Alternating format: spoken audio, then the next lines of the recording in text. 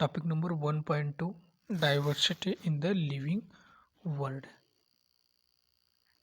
अब living world की जो डाइवर्सिटी है, यानी कि लिविंग वर्ल्ड में जो भी लिविंग बीइंग्स हैं उन सबको मिला के लिविंग वर्ल्ड बनता है। मतलब कि मोनेरा, प्रोटिस्टा, फंजाई, प्लांट और एनिमल, इन सभी लिविंग्स को मिलाकर एक आपका लिविंग वर्ल्ड बनता है। उसमें जो डाइवर्सिटी है उसको हमको देखना है, कैसी डाइवर्सिटी होती है और अब तक कितने लिविंग बीइंग या कितनी नंबर ऑफ स्पीशीज नोन और डिस्क्राइब्ड की जा चुकी हैं। तो पहले तो यही याद रखना है, अब तक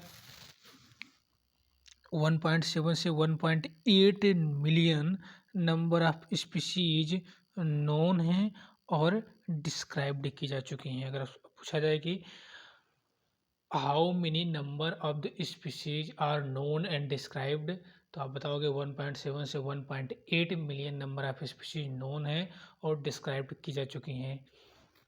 और यही होता है आपका बायोडाइवर्सिटी। बायोडाइवर्सिटी यानी number and type of the organism present on the earth. इस अर्थ प्लानेट पे, हमारे अर्थ प्लानेट पे अब तक जितनी नंबर ऑफ स्पीशीज डिस्क्राइब्ड की जा चुकी हैं या जितनी नंबर ऑफ स्पीशीज नोन हैं उसी को बोलते हैं बायोडाइवर्सिटी। और ये नंबर है कितना, 1.7 से 1.8 मिलियन है। अब ऊपर आपको बताया गया है कि जैसे अगर आप अपने आसपास मतलब नेचर में देखोगे, नेचर को ऑब्जर्व करोगे, अपने आसपास ऑब्जर्व करोगे, तो आपको पता चलेगा कि जो लिविंग वर्ल्ड है, आपके आसपास जो लिविंग बीइंग्स हैं उसमें ही कितनी डाइवर्सिटी है।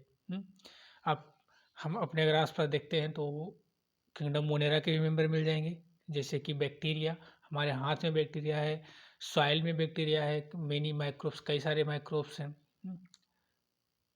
यहाँ तक कि इंटेस्टाइन में माइक्रोब्स है, इकोलाई बैक्टीरिया है। उसके बाद प्रोटिस्टा के भी मेंबर मिल जाएंगे, फंगस मिल जाएगा, फंगाई, डिफरेंट टाइप के फंजाई। अगर वार्म और ह्यूमिड प्लेस है वहाँ पे फंगाई के मेंबर मिल जाएंगे। ऐसे प्लांट और एनिमल आप अपने आसपास देखोगे तो डिफरेंट टाइप के प्लांट, मैंगो प्लांट है एंड वटेवर, मतलब डिफरेंट टाइप के प्लांट है एंड डिफरेंट टाइप के एनिमल आपको दिख जाएंगे। यही होती है डाइवर्सिटी इन लिविंग वर्ल्ड। इन सबको मिला के बोलते हैं diversity in the living world. यही आपको बता रखा है इन्होंने कि अगर हम अपने चारों तरफ देखें, large variety of the living organism देखने को मिलेगा। Large variety of the living organism देखने को मिल जाएगा। इसमें से कुछ प्लांट होंगे, कुछ इंसेक्ट होंगे, बर्ड होंगे, हमारे जो पेट्स हैं या अदर एनिमल एंड प्लांट है, वटेवर कुछ भी हो सकते हैं वो। अपने अगर आप नेचर में अपने आसपास की चीज़ों को ऑब्जर्व करो, लिविंग चीज़ों को, लिविंग थिंग्स को ऑब्जर्व करो, तो आप देखोगे आपको प्लांट डिफरेंट टाइप के दिखेंगे, इंसेक्ट दिखेंगे, माइक्रोब्स जो आप अपनी नेक्स्ट साइड से नहीं देख सकते वो भी दिखेंगे। ये सारी चीज़ें आगे वही लिखा है, several organism that you can not see with your naked eye but are all around you. ये माइक्रोब्स की बात कर रहा है, माइक्रो ऑर्गेनिज्म की बात कर रहा है, मीन्स बैक्टीरिया और वायरस की बात कर रहा है ये। अब आगे अगर जैसे जैसे आप अपनी एरिया को, मतलब ऑब्जर्वेशन जो एरिया है उसको आप इंक्रीज करते जाओगे, वैसे वैसे ही जो आपका वैरायटी ऑफ ऑर्गेनिज्म का रेंज है वो भी इंक्रीज होता जाएगा। आप ये इस चीज़ को ऑब्जर्व करोगे। जैसे अगर आप किसी डेंस फॉरेस्ट में विजिट करते हो, प्रोबेबली स्वाभाविक सी बात है डेंस फॉरेस्ट में नंबर ऑफ द स्पीशीज या number of the organism and kind of the living organism much greater होगा कंपेयर टू नॉर्मल फॉरेस्ट के कंपेयर में, एक डेंस फॉरेस्ट में जाने पर। इसीलिए बोला जाता है कि अमेजन, अगर आप अमेजन रेन फॉरेस्ट को देखो वहाँ पे सबसे ज़्यादा डाइवर्सिटी है लिविंग ऑर्गेनिज्म के बिटवीन, अमेजन रेन फॉरेस्ट में। अब वही बता रखा है आपका कि डिफरेंट टाइप के जो प्लांट हैं, एनिमल हैं या डिफरेंट टाइप के जो ऑर्गेनिज्म हैं, यही रिप्रेजेंट करते हैं स्पीशीज को। और अब तक का जो number of species known described है वही 1.7 से 1.8 मिलियन है हमारे अर्थ प्लानेट पर। अब ये तो बात हो गई बायोडाइवर्सिटी की, मतलब जितनी भी नंबर ऑफ स्पीशीज अब तक नोन है और डिस्क्राइब्ड किए जा चुके हैं वही होती है बायोडाइवर्सिटी, इसकी बात हो गई।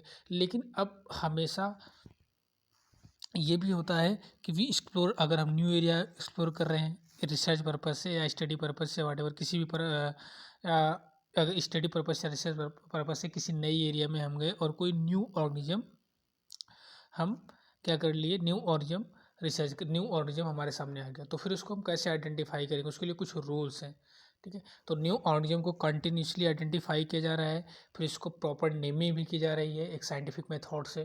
तो वो मेथड नीचे दिया गया है। पहले तो ये बताया गया है कि मिलियंस नेचर में, अगर हम नेचर में या अर्थ प्लानट पे ऑब्जर्व करें तो millions of the plant and millions of the animal इस वर्ल्ड में हैं।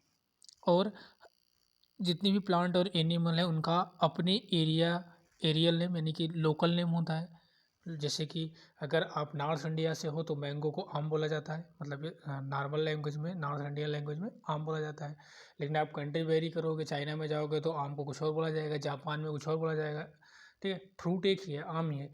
कंट्री वाइज अगर चलते चले कंट्री आप चेंज करोगे तो उसकी जो लोकल नेम है वो चेंज हो जाएगी, ठीक है। अब इंग्लिश में इसको मैंगो बोला जाएगा। अब कुछ ऐसा रूल बनाया गया चूँकि लोकल नेम जो है वेरी टू वेरी करेगा, place to place, country to country vary करेगा। तो इससे क्या होगा कि कन्फ्यूजन क्रिएट होगा, कन्फ्यूजन क्रिएट होगा। ये क्लियर नहीं होगा कि ये ऑर्गेनिज्म, पर्टिकुलर ऑर्गेनिज्म का जो नाम, अगर आप किसी अदर कंट्री में जा रहे हो सकता है आप अपनी कंट्री में उसको जिस नाम से जानते हो अदर कंट्री में उस नाम से ना जानना जाता हो, तो कन्फ्यूजन क्रिएट हो जाता है। तो इस चीज़ के लिए एक रूल बनाया गया कि किसी भी लिविंग ऑर्गेनिज्म का जो नेमिंग किया जाएगा वो ये स्टैंडर्ड नेमिंग की जाएगी, एक स्टैंडर्ड नेमिंग की जाएगी। और उसी नेम को, उसी ऑर्गेनिज्म के उसी नेम को all over the world, all over the world उसी सेम नेम से जाना जाएगा। और इस प्रोसेस को बोला गया नॉमेनक्लेचर। अगर ऐसा नहीं किया जाता तो क्या होता है कि नेमिंग में कन्फ्यूजन होता। आप अगर किसी कंट्री में हो सकता है उसका कंट्री का लोकल नेम उस ऑर्गेनिज्म का कुछ और है, किसी अदर कंट्री में उसका लोकल नेम कुछ और है। इससे क्या हो जाता है, एक कन्फ्यूजन क्रिएट हो जाता है साइंटिस्ट के बिटवीन, या कोई भी ऑर्गेनिज्म को डिस्कस करने में कन्फ्यूजन क्रिएट हो जाता है। इसलिए एक साइंटिफिक मेथड क्रिएट किया गया, किस पर्टिकुलर ऑर्गेनिज्म का उस साइंटिफिक मेथड से नेमिंग की जाएगी और उसी नेमिंग को ऑल ओवर द वर्ल्ड उसी नाम से जाना जाएगा। तो ये हो गया आपका नॉमेनक्लेचर। अब लेकिन नॉमेनक्लेचर तो डायरेक्ट आप करोगे नहीं, नॉमेनक्लेचर करने के पहले हमको करना पड़ेगा उस ऑर्गेनिज्म का आइडेंटिफिकेशन। डायरेक्ट किसी चीज़ की नेमिंग अगर करनी है, किसी ऑर्गेनिज्म की अगर हमको नेमिंग करनी है तो फर्स्ट ऑफ ऑल उसके करेक्टर को आइडेंटिफाई कर लें कि उसका करेक्टर क्या है। जब उसको आइडेंटिफाई कर लेंगे तो उसके करेक्टर के बेसिस पे, मतलब जो भी हमने आइडेंटिफिकेशन किया है उसके बेसिस पे उसकी नेमिंग भी हो जाएगी। तो वही आगे एनसीईआरटी लिख भी रही है। ऑब्वियसली नॉमेनक्लेचर या नेमिंग के पहले, नेमिंग तभी पॉसिबल है, is only possible when organism described correctly, जब आप ऑर्गेनिज्म को करेक्टली डिस्क्राइब्ड कर लोगे। और इसी प्रोसेस को बोलते हैं आइडेंटिफिकेशन। ये प्रोसेस होती है आइडेंटिफिकेशन। अब कुछ यहाँ पे दो हैं। अगर मान लीजिए किसी प्लांट का क्लासिफिकेशन करना है, किसी प्लांट का साइंटिफिक नेमिंग करनी है, तो उसके लिए हमारे पास है ICBN। और किसी एनिमल की अगर हमको नेमिंग करनी है उसके लिए हमारे पास है ICZN। अब ICBN का फुल फॉर्म भी पूछा जा चुका है। तो ICBN का पूरा जो फुल फॉर्म है वो है international code for the botanical nomenclature. और ये जो सिस्टम है ये प्लांट के साइंटिफिक नेमिंग के लिए है। ऐसे एनिमल के लिए है ICZN, जिसका पूरा नाम है international code of the zoological nomenclature. और ये जो साइंटिफिक मेथड है ये एनिमल टैक्सोनॉमी में यूज की जाती है। The scientific name ensure that each organism has only one name. Description of any organism should enable the people to arrive the same name. मतलब अगर आप ऑर्गेनिज्म का जो साइंटिफिक नेम है वो name all over the world उसी name से उस ऑर्गेनिज्म को जाना जाएगा। ओके। अब यहाँ पे कुछ बायोलॉजिस्ट, कुछ साइंटिस्टों ने कुछ सिस्टम दे रखा था ऑर्गेनिज्म के नेमिंग करने के लिए। तो पहले हमारे जो एक साइंटिस्ट हैं कैरोलस लिनियस साहब, उन्होंने दिया था बायोनोमियल नॉमेनक्लेचर। अब जो ब्लैक लाइन से लिखी हुई है उसको एटलीस्ट 2 से 3 बार बोलना है। जब तक मेमोराइज नहीं हो जाए कम्प्लीटली तब तक उसको कोशिश करिए कि आँख बंद करके उसको बोल लीजिए ताकि वो मेमोराइज हो जाए, जो ब्लैक बोल्ड लेटर से लिखा गया है पूरी एनसीईआरटी में। तो बायोनोमियल नॉमेनक्लेचर देने वाले जो साइंटिस्ट थे वो थे कैरोलस लिनियस साहब।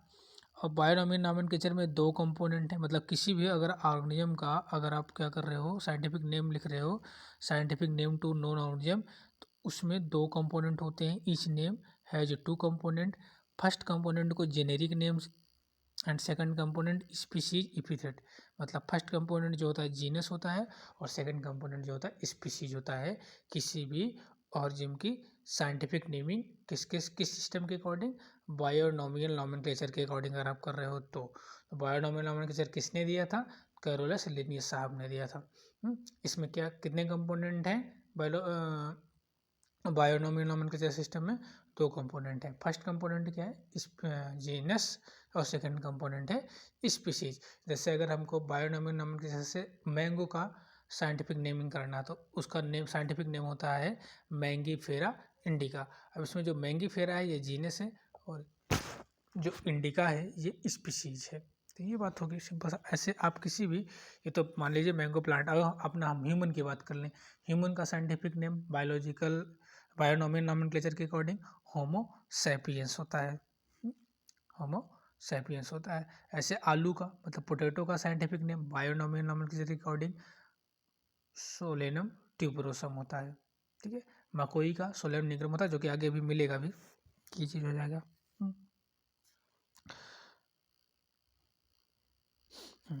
अब आगे वही एनसीईआरटी ने बता रखा है कि मान लीजिए हम एग्जांपल ले रहे हैं मैंगो का। ये मैंगो का एग्जांपल लेना समझने के लिए कि मैंगो का साइंटिफिक नेमिंग करेंगे। तो मैंगो का साइंटिफिक नेम कैसे लिखेंगे हम? मैंगो का साइंटिफिक नेम हो जाएगा मैंगीफेरा इंडिका। अब अगर आप इसको ध्यान से देखो मैंगीफेरा इंडिका को, तो इसमें जो मैंगीफेरा है ये जीनस को रिप्रेजेंट कर रहा है और जो इंडिका है स्पीशीज को रिप्रेजेंट कर रहा है। और जीनस में जो फर्स्ट लेटर है, जीनस का मतलब जीनस मैंगीफेरा का जो फर्स्ट लेटर है वो कैपिटल में लिखा गया है। और जो स्पीशीज के जितने भी लेटर हैं, स्पीशीज इंडिका के जितने भी लेटर हैं, सभी लेटर स्मॉल में लिखे गए हैं। तो ये भी ध्यान रखना है बायोनॉमियल नेमिंग करते समय किसी भी ऑर्गेनिज्म का जीनस का जो फर्स्ट लेटर होगा वो कैपिटल में लिखा जाना चाहिए और स्पीशीज के जितने भी लेटर हैं सब स्मॉल लेटर में लिखे होने चाहिए। और दोनों को आप सेपरेटली लिखोगे तो ये चीज़ हो गया। आगे भी बता रखा है कि in this name Mangifera represent कर रहा है जीनस को और जबकि इंडिका रिप्रेजेंट कर रहा है स्पीशीज को। ये हो गया आपका। अब कुछ रूल है, यूनिवर्सल रूल ऑफ नॉमेनक्लेचर। तो 4 रूल एनसीईआरटी ने दे रखा है। पहला यही कि अगर आप किसी भी लिविंग ऑर्गेनिज्म का बायोलॉजिकल नेम लिख रहे हो तो जो बायोलॉजिकल नेम उसका होता है जनरली वो लैटिन ओरिजिन का होता है, लैटिन में होता है। और अगर आप रिटन लिख रहे हो तो इटैलिक्स में लिखते हो। They are latinised or derived from the Latin irrespective of their origin. वही है कि बायोलॉजिकल नेम लैटिन ओरिजिन में है तो इसीलिए आप जनरली ये लैटिन इसकी ऑरिजिन ही है तो लैटिन होगा और रिटेन करोगे तो इटैलिक्स में। सेकेंड रूल है बायोलॉजिकल नेम जो फर्स्ट वर्ड होगा वो जीनस को रिप्रेजेंट करेगा और जो सेकंड कंपोनेंट होगा वो स्पीशीज को रिप्रेजेंट करेगा। तो सिंपल सी बात हो गई। अब बाद the word in the biological name, अगर आप हैंड राइटिंग मतलब हाथ से लिख रहे हो अपनी कॉपी पर तो क्या करोगे? सेपरेटली अंडरलाइन करोगे। मतलब जीनस को सेपरेटली अंडरलाइन करोगे और स्पीशीज को सेपरेटली अंडरलाइन करोगे। हम्म? अगर अपनी कॉपी में आप लिख रहे हो, मान लीजिए सपोज करिए अपनी कॉपी में आपने मैंगीफेरा इंडिका लिखा तो मैंगीफेरा को अलग अंडरलाइन करो, इंडिका को सेपरेट अंडरलाइन करो, अलग अंडरलाइन करो। अगर आप प्रिंट करवा रहे हो तो इटैलिक्स में प्रिंट करवाओगे, मतलब तिरछा प्रिंट करवाओगे टू इंडिकेट। ये इंडिकेट करता है कि जो बायोलॉजिकल नेम है वो लैटिन ओरिजिन का है। लास्ट रूल है fourth rule, first word denote the genus. जो फर्स्ट वर्ड जो जीनस को रिप्रेजेंट करता है वो स्टार्ट होगा कैपिटल लेटर के साथ और जो सेकंड कंपोनेंट स्पीशीज होता है वो स्टार्ट होगा स्मॉल लेटर के साथ। जैसे एग्जांपल के लिए देखिए मैंगीफेरा लिखा हुआ है, मैंगीफेरा का एग्जाम कैपिटल में है और इंडिका जितने भी इंडिका के लेटर हैं सारे स्मॉल में लिखे गए हैं। अब इसका एब्रीवेशन फॉर्म अगर हमको लिखना है तो एब्रीवेशन फॉर्म में क्या करेंगे? जो साइंटिस्ट है, जो ऑथर है, उसको भी अपीयर करेंगे। जैसे मैंगीफेरा इंडिका एलिन, तो इसको लिनियस ने इसका नेमिंग किया था, इसलिए इसका ऑथर का नेम भी लास्ट में लिखा गया है। क्योंकि इस स्पीशीज को डिस्क्राइब किसने किया था? फर्स्ट डिस्क्राइब किया था लिनियस ने मैंगीफेरा इंडिका को। तो ये चीज़ हो जाएगा नेमिंग का तरीका। अब ये नीट में क्वेश्चन पूछा जा चुका है यहाँ से, जो आपका ये है, ये लाइन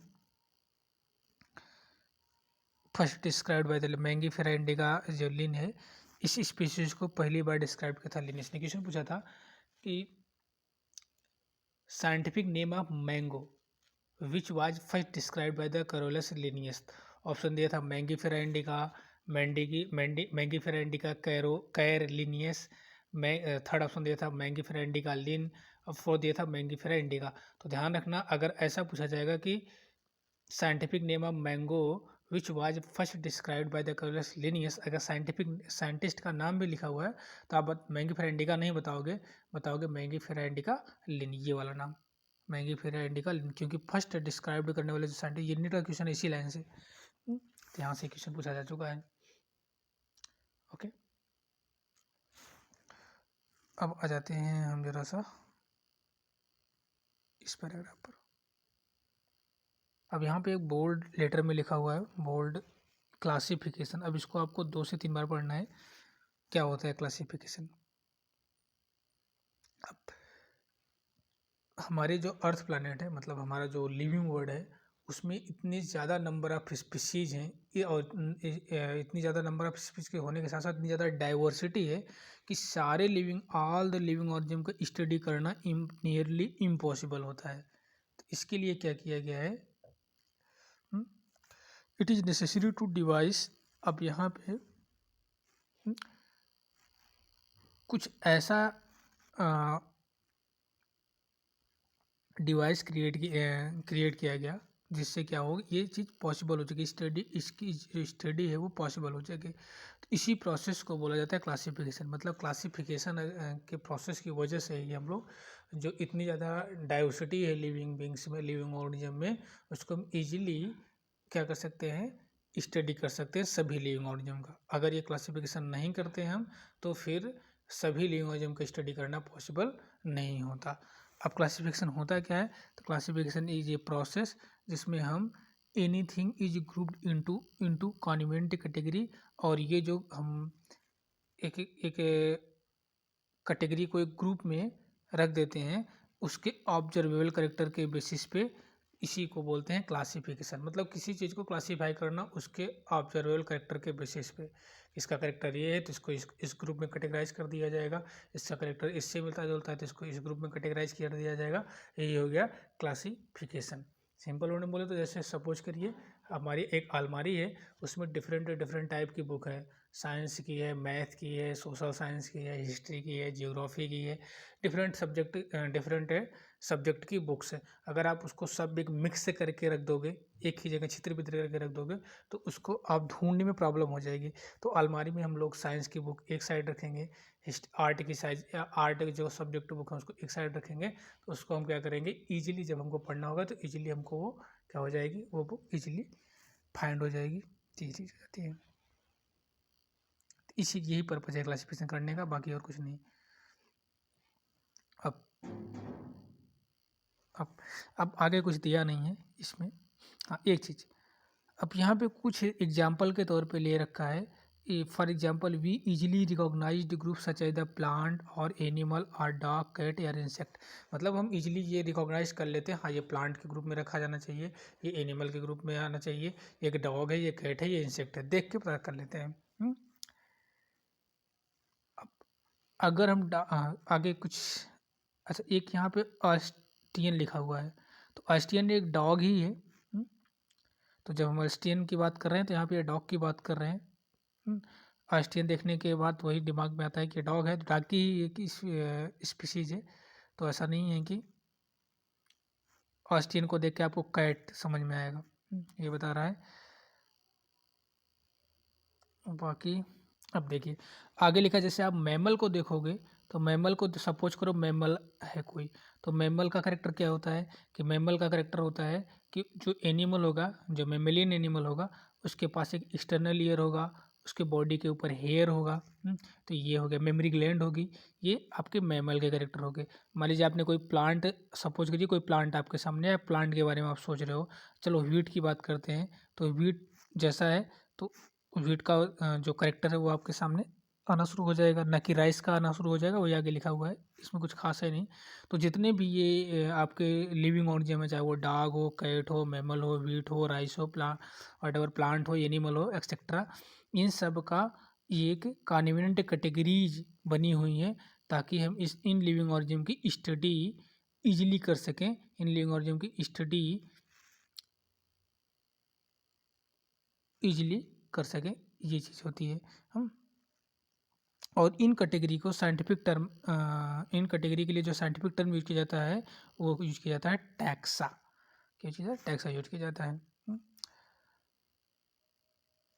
अब जैसे प्लांट एक टैक्सा है, वीट एक टैक्सा है, ऐसे एनिमल भी एक टैक्सा है, मैमल भी एक टैक्सा है, डॉग टैक्सा है। मतलब जितनी भी कैटेगरीज हैं, अभी हम बात करेंगे टैक्सोनॉमिक कैटेगरीज की, 7 टैक्सोनॉमिक कैटेगरीज होती हैं बेसिकली, और हर एक कैटेगरीज अपने आप में एक टैक्सा है।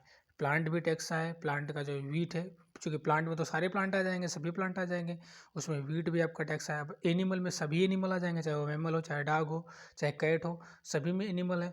एनिमल अपने आप में एक टैक्सा है, डॉग, कैट, ये भी अपने आप में एक टैक्सा है। हम्म।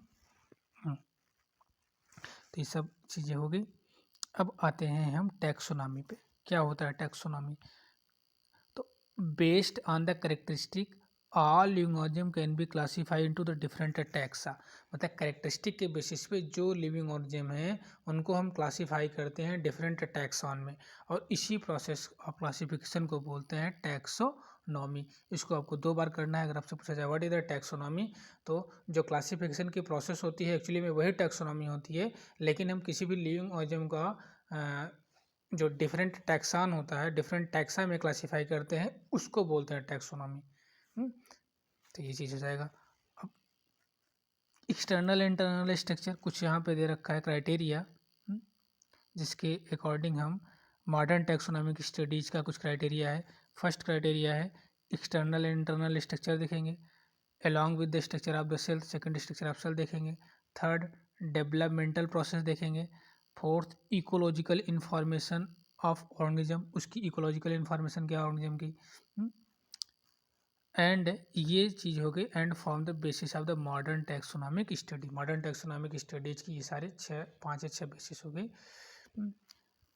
अब यहाँ पे दे रखा है कि करेक्टराइजेशन, आइडेंटिफिकेशन, क्लासिफिकेशन, नोमेनक्लेचर, ये 4 प्रोसेस हैं जो कि टैक्सोनॉमी की बेसिक चीज़ें हैं। अगर आप टैक्सोनॉमी में देखोगे तो आपको ये 4 चीज़ें 4 स्टेप से होकर गुजरना पड़ेगा। किसी भी ऑर्गेनिज्म की जो टैक्सोनॉमी होगी वो आप पहले क्या करोगे, आइडेंटिफिकेशन करोगे, करेक्टराइजेशन। अच्छा ये सीक्वेंस में नहीं है, अगर आपसे पूछा जाए कि इसको सीक्वेंस क्या होगा, करेक्ट सीक्वेंस क्या बनेगा, करेक्टराइजेशन, आइडेंटिफिकेशन, क्लासिफिकेशन, नोमेनक्लेचर का, तो ये भी किसी को पूछा जा चुका है।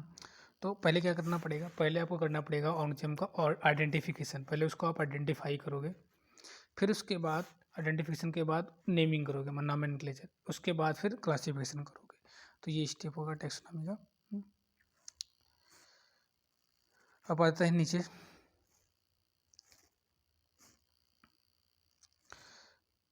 अब यहाँ पे फिर से एक बोल्ड लेटर लिखा, यही इंपॉर्टेंट भी है इस पैराग्राफ में। ऊपर ये systematic, what is the systematic? तो सिस्टमेटिक्स का मतलब होता है कि branch of the study refer to systematic. Systematic का मतलब होता है systematic arrangement of the organism, बस इतना सा मतलब है। सिस्टमेटिक्स का मतलब होता है systematic arrangement of organism called the systematics. अब इसमें जो सिस्टमेटिक्स में जो वर्ड सिस्टमेटिक है ये डिराइव्ड हुआ है, ये लैटिन वर्ड सिस्टेमा से डिराइव्ड हुआ है, जिसका मतलब ये लिखा गया है systematic arrangement of the organism.